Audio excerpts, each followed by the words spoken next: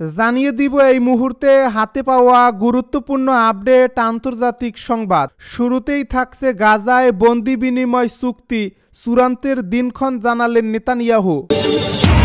এবারে থাকছে চীনকে টেক্কা দিতে ভারতীয় নৌবাহিনীর বহর সম্প্রসারণ। আরও জানাবো ইউক্রেনে আরও ৬০ বিমান বিধ্বংসী ক্ষেপণাস্ত্র পাঠাচ্ছে জার্মানি। এদিকে দেশের ইতিহাসে প্রথম গোয়েন্দা জাহাজ উন্মোচন করল ইরান। আরও থাকছে হস্তান্তরের আগেই ভেঙে পড়ল আদানির ১৫০ কোটির ড্রোন। সব শেষে জানিয়ে দিব ইউক্রেন জুড়ে বিমান সতর্কতা জারি। শুনছিলেন হাতে পাওয়া আপডেট সংবাদের শিরোনাম, এবারে বিস্তারিত। তবে তার আগে অনুরোধ রইল ভিডিওটিতে একটি লাইক দিন এবং কমেন্ট করে জানিয়ে দিন ভিডিও সম্পর্কে আপনার মূল্যবান মতামত। আরও জানিয়ে দিন ভিডিওটি কোথা থেকে দেখছেন বা কোন জেলা থেকে দেখছেন। গাজায় বন্দি বিনিময় চুক্তি চূড়ান্তের দিনক্ষণ জানালেন নেতানিয়াহু। গাজায় যুদ্ধবিরতি এবং ফিলিস্তিনি স্বাধীনতাকামী সংগঠন হামাসের সঙ্গে বন্দি বিনিময় চুক্তি কয়েক দিনের মধ্যে বা কয়েক ঘন্টার মধ্যে চূড়ান্ত হতে পারে জানিয়েছেন ইসরায়েলের প্রধানমন্ত্রী বেনিয়ামিন নেতানিয়াহু।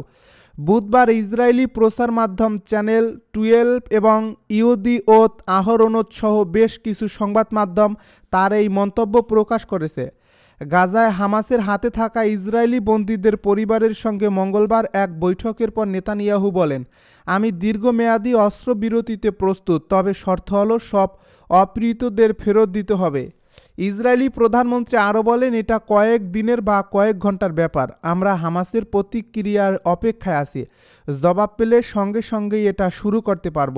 নেতানিয়াহু অবশ্য যুদ্ধবিরতির আগের প্রস্তাবগুলো প্রত্যাখ্যান করেছিলেন, তবে এবারে সর্বমুখী চাপে পড়ে হামাসের সঙ্গে চুক্তি কার্যকরে রীতিমতো মরিয়া হয়ে উঠেছেন। তিনি এদিন পুনরায় উল্লেখ করেন যে এই চুক্তির অগ্রগতি সম্পূর্ণরূপে হামাসের প্রতিক্রিয়ার উপর নির্ভর করছে। ইসরায়েলি প্রধানমন্ত্রী সেই সঙ্গে সতর্ক করে বলেন, অস্ত্রবিরতির যে কোনো রকম লঙ্ঘন কঠোর এবং শক্তিশালী প্রতিক্রিয়ার মুখোমুখি হবে, আর তা হবে এমন এক ধরনের যুদ্ধ যা আগে দেখা যায়নি। ইসরায়েলি চ্যানেল 12 আরও জানায়, এই চুক্তি নিয়ে আলোচনা করতে বুধবার নেতানিয়াহু তার দেশের জরুরি নিরাপত্তা পরিষদের সঙ্গে পরামর্শ বৈঠক করবেন। এর আগে হামাস জানিয়েছিল যে গাজায় অস্ত্রবিরতি ও বন্দি বিনিময় চুক্তির চূড়ান্ত পর্যায়ে রয়েছে। মধ্যস্থতাকারী দেশ কাতার জানিয়েছে গাজার অস্ত্রবিরতি আলোচনা একেবারেই শেষ পর্যায়ে এবং চুক্তির ঘোষণা অতি নিকটবর্তী। জানা গেছে ইসরায়েল বর্তমানে 10,300 এর বেশি ফিলিস্তিনিকে আটকে রেখেছে। অন্যদিকে অনুমান করা হয় যে 98 জন ইসরায়েলি গাজায় হামাসের হাতে আটক রয়েছে। হামাসের পক্ষ থেকে জানানো হয়েছে যে ইসরায়েলি বাহিনীর বোমা হামলায় বহু ইসরায়েলি বন্দী নিহত হয়েছেন। চীনকে টেক্কা দিতে ভারতীয় নৌবাহিনীর বহর সম্প্রসারণ। ভারতের নৌবাহিনী এশিয়া প্রশান্ত মহাসাগরীয় অঞ্চলে চীনের ক্রমবর্ধমান প্রতিদ্বন্দ্বিতাকে লক্ষ্য করে একটি সাবমেরিন ও 2টি যুদ্ধজাহাজ চালু করছে। মুম্বাইয়ে বুধবার দেশীয়ভাবে নির্মিত জাহাজগুলোর কমিশনিং অনুষ্ঠানে ভারতের প্রধানমন্ত্রী নরেন্দ্র মোদী বলেন, তার দেশ বিশ্বের একটি প্রধান সামুদ্রিক শক্তিতে পরিণত হচ্ছে। তার দেশ দক্ষিণ এশিয়া জুড়ে কৌশলগত প্রভাবের জন্য চীনের সঙ্গে প্রতিদ্বন্দ্বিতা করার বিষয়টি ক্রমেই গুরুত্ব পাচ্ছে। মোদী আরও বলেন, আমরা এই শতাব্দীতে নৌবাহিনীকে প্রস্তুত করার জন্য একটি বড় পদক্ষেপ নিচ্ছি। এছাড়া প্রতিরক্ষা মন্ত্রী রাজনাথ সিং বলেন, আটলান্টিক মহাসাগর শাসিত কৌশলগত গুরুত্ব এখন ভারত মহাসাগরের দিকে চলে এসেছে। এ কারণে এই অঞ্চলটি আন্তর্জাতিক প্রতিযোগিতার কেন্দ্রবিন্দু হয়ে উঠছে। এই প্রতিযোগিতার মধ্যে ভারত তার প্রধানত সোভিয়েত যুগের অস্ত্র সামগ্রী আধুনিকরণ ও তার প্রতিরক্ষা শিল্প সম্প্রসারণের তৎপর। এই প্রতিযোগিতার মধ্যে ভারত তার প্রধানত সোভিয়েত যুগের অস্ত্র সামগ্রী আধুনিকরণ ও তার প্রতিরক্ষা শিল্প সম্প্রসারণে তৎপর। ভারতের প্রতিরক্ষা মন্ত্রণালয়ের মতে 2024 সালে দেশীয় প্রতিরক্ষা উৎপাদনে দেশটি রেকর্ড $15 বিলিয়ন ব্যয় করেছে, যা পূর্ববর্তী বছরের তুলনায় প্রায় 17% বেশি। ইউক্রেনে আরও 60টি বিমান বিধ্বংসী ক্ষেপণাস্ত্র পাঠাচ্ছে জার্মানি। যুদ্ধবিধ্বস্ত ইউক্রেনের প্রতিরক্ষা জোরদার করতে এবং রাশিয়ার আক্রমণের বিরুদ্ধে আরও ৬০টি অতিরিক্ত IRIS-T বিমান বিধ্বংসী ক্ষেপণাস্ত্র সরবরাহ করেছে জার্মানি। বুধবার ইউক্রেনের প্রেসিডেন্ট ভলোদিমির জেলেনস্কি এক জার্মানি প্রতিরক্ষা মন্ত্রী বরিস পিস্টোরিয়াসের মধ্যে কিয়েভে আলোচনা শেষে জার্মান সংবাদ মাধ্যম এ তথ্য জানিয়েছে। প্রায় ৬ কোটি ইউরো মূল্যের এই ক্ষেপণাস্ত্র জার্মান সেনাবাহিনীর বর্তমান মজুদ থেকে সরবরাহ করা হবে। একে ইউক্রেনের প্রতি যুদ্ধের ক্রমবর্ধমান পরিস্থিতিতে বার্লিনের দৃঢ় সমর্থনের প্রতীক হিসেবে উল্লেখ করা হয়েছে। জেলেনস্কি মিত্র দেশগুলোর কাছে বরাবর উন্নত সামরিক সহায়তা, বিশেষ করে ড্রোন এবং এয়ার ডিফেন্স সিস্টেমের চেয়ে আবেদন করে আসছেন, যাতে রাশিয়ার অব্যাহত ক্ষেপণাস্ত্র ও ড্রোন হামলা থেকে ইউক্রেনের ভূখণ্ড রক্ষা করা যায়।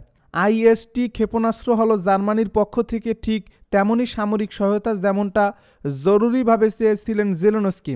এর আগে মঙ্গলবার কিয়েভ সফরকালে পিস্টোরিয়াস জার্মানির পক্ষ থেকে ইউক্রেনের জন্য অতিরিক্ত ৩ বিলিয়ন ইউরো সহায়তার বিষয়ে চলমান আলোচনা নিয়ে আশাবাদ ব্যক্ত করেন। দেশের ইতিহাসে প্রথম গোয়েন্দা জাহাজ উন্মোচন করল ইরান। ১,০০০ নতুন অত্যাধুনিক ড্রোনের পর এবার দেশের ইতিহাসে প্রথম গোয়েন্দা জাহাজ উন্মোচন করল ইরান। দেশটির রাষ্ট্রায়ত্ত টেলিভিশনের খবরে জানানো হয়েছে, জাগ্রোস নামে এই গোয়েন্দা জাহাজ নৌবাহিনীর যুদ্ধ কার্যক্রমকে আরও শক্তিশালী করবে। ইরানে নির্মিত এই অত্যাধুনিক জাহাজটি ইলেকট্রনিক সেন্সর, ইন্টারসেপ্টর এবং সাইবার ও গোয়েন্দা প্রযুক্তিতে সজ্জিত। নৌবাহিনীর প্রধান অ্যাডমিরাল শাহরাম ইরানি বলেন, জাগ্রোস আমাদের নৌবাহিনীর চোখ হিসেবে গভীর সমুদ্র ও মহাসাগরে নজরদারি করবে। জাগ্রোসের উদ্বোধন এমন এক সময়ে এলো যখন ইরানের সেনাবাহিনী ও ইসলামিক রেভলিউশনারি গার্ড কর্পস দেশব্যাপী বৃহৎ সামরিক মহড়া চালাচ্ছে। মার্চের মাঝামাঝি পর্যন্ত চলবে এই মহড়া, যার মূল লক্ষ্য নাতানজ, ফেরদো ও খান্দাবের মতো গুরুত্বপূর্ণ পারমাণবিক স্থাপনাগুলোর সুরক্ষা নিশ্চিত করা। এদিকে ডোনাল্ড ট্রাম্পের মার্কিন প্রেসিডেন্ট হিসেবে শপথ গ্রহণের সময়ে এসব মহড়া বিশ্বজুড়ে আলোচনার কেন্দ্রবিন্দুতে পরিণত হয়েছে।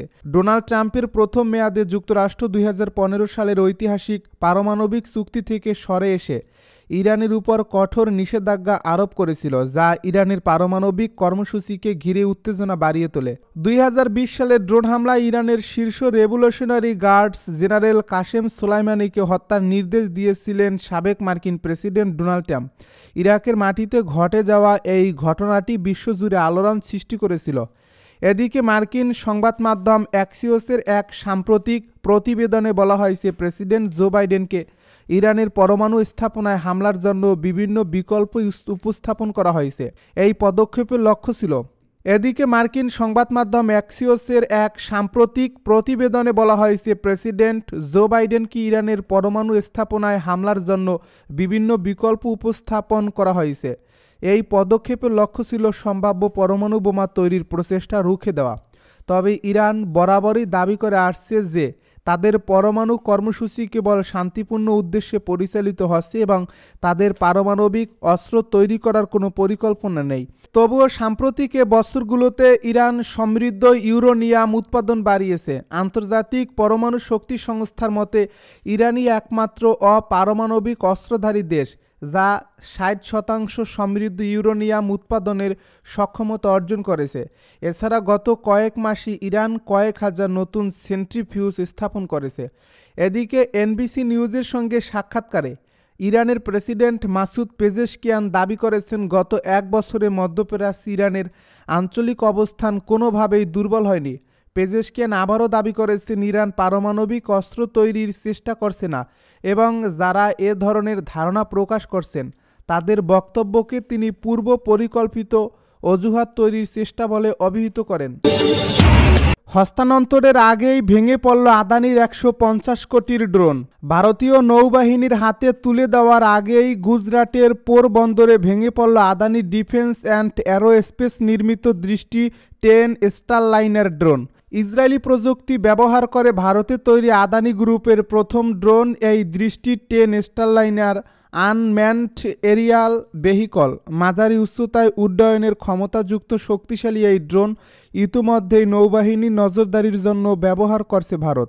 দেশটি 10 স্টারলাইনারকে গত বছরই বাহিনীর নজরদারির কাজে অন্তর্ভুক্ত করা হয়েছিল। গত ডিসেম্বরে এই সংস্থার তৈরি আরও একটি ড্রোন আনুষ্ঠানিকভাবে ভারতীয় নৌসেনার হাতে তুলে দেওয়া হয়েছিল। নৌবাহিনীর কাছে হস্তান্তরের আগে পরীক্ষামূলক উড্ডয়নের সময় এটি ভেঙে পড়ে বলে ভারতীয় গণমাধ্যম জানিয়েছে। তবে বিষয়টি সম্পর্কে এখনও কোনো বিবৃতি দেয়নি আদানি গ্রুপ। ইউক্রেন জুড়ে বিমান সতর্কতা জারি। দেশ জুড়ে বুধবার বিমান হামলার সতর্কতা জারি করেছে ইউক্রেন কর্তৃপক্ষ, কেননা আসন্ন ক্রুজ ক্ষেপণাস্ত্র হামলা সম্পর্কে কর্তৃপক্ষকে সতর্ক করেছে কিয়েভের বিমান বাহিনী। এক প্রতিবেদনে তথ্য জানিয়েছে সংবাদ মাধ্যম আল আরাবিয়া। ইউক্রেনীয় বিমান বাহিনী এক টেলিগ্রাম পোস্টে কেন্দ্রীয় ইউক্রেনীয় শহরের কথা উল্লেখ করে বলেছে, ক্রিভিরিক লুকিয়ে পড়ো, দক্ষিণ দিক থেকে একটা ক্ষেপণাস্ত্র তোমার দিকে আসছে। এছাড়া পোস্টে উত্তর চেরনিঘিভ অঞ্চল, মধ্য পোলতাভা অঞ্চল এবং দক্ষিণ মাইকোলাইভ অঞ্চলের দিকেও ক্ষেপণাস্ত্র ধেয়ে আসছে বলেও সতর্কতা জারি করা হয়েছে। এতে আরও বলা হয়েছে, ক্রুজ ক্ষেপণাস্ত্রের একটি ঝাঁক রাজধানী কিয়েভের দিকেও যাচ্ছিল।